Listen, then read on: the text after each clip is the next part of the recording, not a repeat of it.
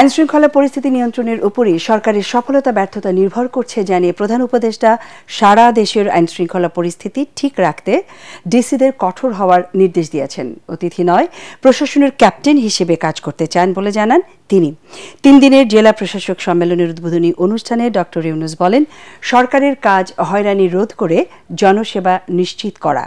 নতুন পাসপোর্ট করতে police verification লাগবে না বলেও জানান প্রধান উপদেষ্টা। আরও জানাচ্ছেন ইয়াসিন রানা।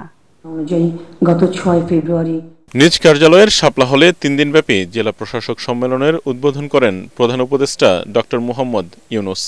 উদ্বোধনী বক্তব্যে নতুন বাংলাদেশ গড়তে মাঠ প্রশাসনের কর্মকর্তাদের নানা দিক নির্দেশনা দেন তিনি। আমি অতিথি হিসেবে বক্তব্য রাখতে চাই না, আমি ক্যাপ্টেন হিসেবে বক্তব্য রাখতে চাই। ডিসিদের এই ফোরামকে মহাশক্তিধর সমাবেশ উল্লেখ করে প্রধান উপদেষ্টা দেশ গঠনে সকলকে টিম ওয়ার্ক করার আহ্বান জানান। তাগিদ দেন যে কোনো মূল্যে ডিসিদের আইন শৃঙ্খলা পরিস্থিতি ঠিক রাখার।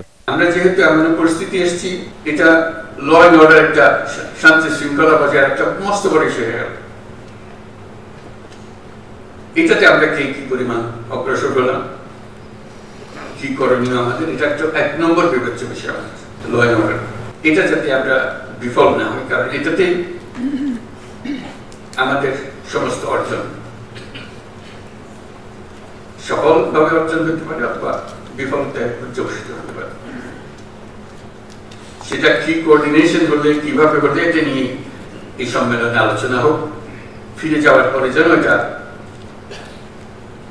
আর বোঝাবুঝির মধ্যে কোনো গলদ না থাকে। জেলার মান উন্নয়নে ভালো কাজের প্রতিযোগিতা করার আহ্বান জানান তিনি। ঘোষণা দেন, যেসব জেলা র্যাঙ্কিংয়ে ভালো করবে তাদের পুরস্কৃত করা হবে। আমার জেলায় শান্তি শৃঙ্খলা সবচেয়ে আমি ভালো রাখতে পেরেছি। আমার জেলায় সবচেয়ে ভালো বাজার দর, সবচেয়ে কোনো চাঁদাবাজি নেই বা যা যা অসুবিধা থাকে এক জায়গায় সেগুলো নেই, আমি সেটা করেছি। আমি প্রতিযোগিতায়, নিজেদের মধ্যে প্রতিযোগিতায়, খেলোয়াড়দের মধ্যে প্রতিযোগিতায় আমি করে আছি। এই র্যাঙ্কিংটা থাকলে নিজেদের মধ্যে আনন্দ হয়।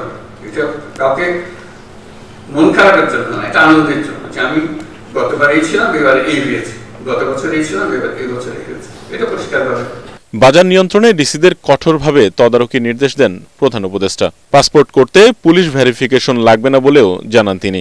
পাসপোর্ট তো আমার নাগরিক অধিকারের একটা অধিকার। আমি চোর না ডাকাত না কি, সেটা ভিন্নভাবে পুলিশ আমার বিচার করবে। কিন্তু আমাকে যে জন্ম সনদ দিয়েছেন সেটাও কোনো পুলিশ ভেরিফিকেশন দিয়ে করেনি।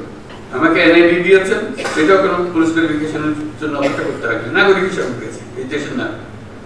পাসপোর্টও এই দেশের নাগরিকের একটা পরিচয়পত্র, এখানে পুলিশ ভেরিফিকেশন লাগবে। আমরা আইন করে দিয়েছি, এখন থেকে পুলিশ ভেরিফিকেশন লাগবে না। জনগণ যেন ভালো কাজের জন্য মনে রাখে, ডিসিদের এমন কিছু দৃষ্টান্ত স্থাপন করতে বলেন ড মোহাম্মদ ইউনূস। ইয়াসিন রানা, এটিএন বাংলা, ঢাকা।